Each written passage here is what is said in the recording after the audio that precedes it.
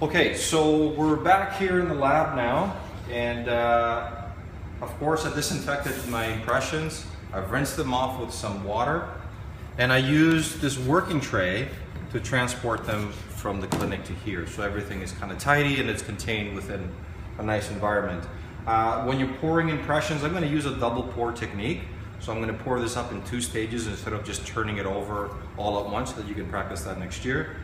But I'm going to use a double pour technique, which gives you a little more stable impression and model finish as well. So if you're doing it in a one shot, you probably want to fill your bowl here, which is a medium-sized bowl, right to the top, okay?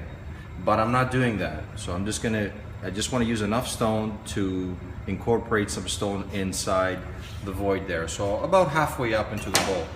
You want to make sure you're wearing a face mask, as well as some gloves, and of course some eye protection, right? Sometimes by just spatulating the stone, you might get something flying off into your eye, which is not a good situation. Okay, so you want to introduce some water into the stone and give you a consistency that is, if we can just go over here, and give you a consistency that's relatively thick. So a little bit of water. Until you do this for a few times, you start developing a feel. You can certainly measure it out to the right ratios, but over time, I think a good eye and a good feel will give you a nice finish. So right here, I've introduced just enough water. So when I'm spatulating the material, you can see it holds its shape. It's not turning over, but it's got a bit of a wet look to it, okay? So just after initial spatulation, what I'm gonna do, I'm gonna come over here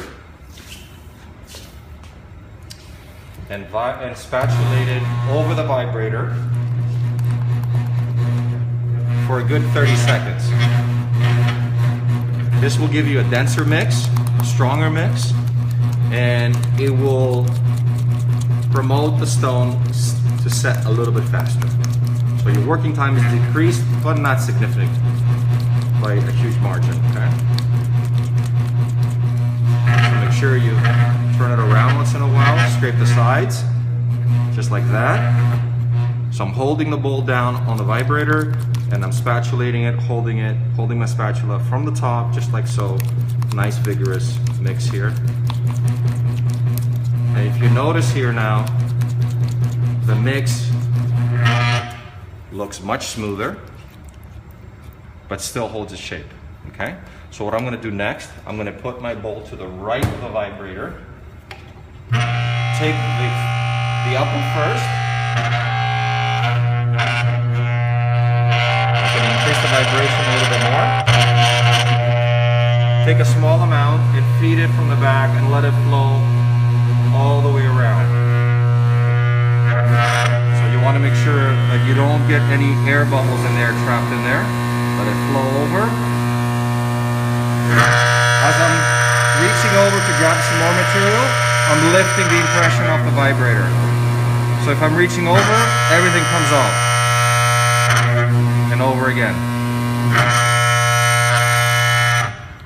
So from here on, what I'm going to do is just smear a little bit of the stone. Get that off my finger. To the side. Right over the periphery. Covering the whole impression and over the periphery as well. And now I'm going to set this down somewhere where this is not going to be involved, because if I set it here and work on the lower, this will clump over, and it just kind of defeats the whole purpose of doing this. So I'm going to leave it off to the side, probably on the other side of the room somewhere, on a bench there's no vibrating being used, and then I'll go back to the lower. So same thing here again. I usually turn it over to a couple of notches, and I'll start from the back. Watch the stone flow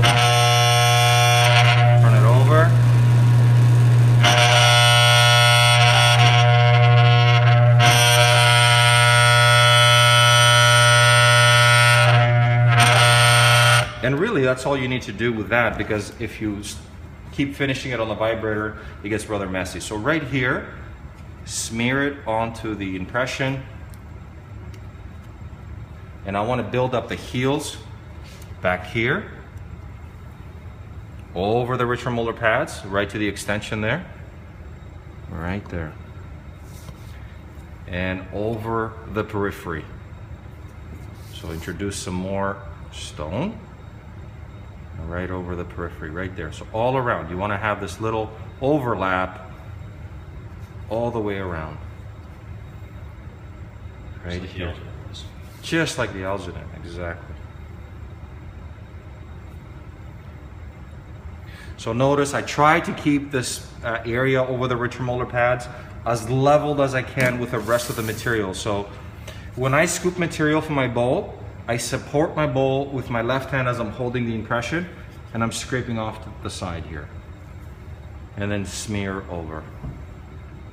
And now I can sense that this stone is starting to set, which is a good thing. It's helping me out a little bit.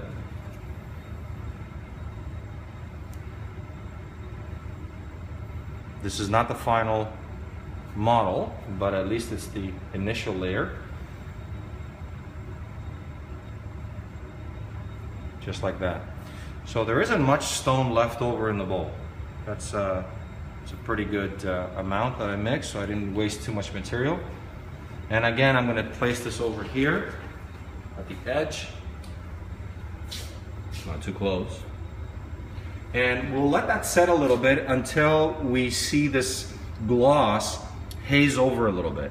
We don't want it to set completely, okay? And then I can time it to turn it over onto the base. Or if you think you're going to forget, or you got something else going on in between, what you can do is take a little bit of this stone, and now I'm just going to place some blobs of stone on here as irregular as possible. I usually do 3, and create some undercuts. They don't have to be perfect. In fact, I want them to be very irregular. And what I'm doing now, I'm creating mechanical retention. So if this happened to set completely, if this part of the stone sets completely, it won't bond with the base layer. Okay? But I'm going to time it, so I'm going to show you both techniques. Okay?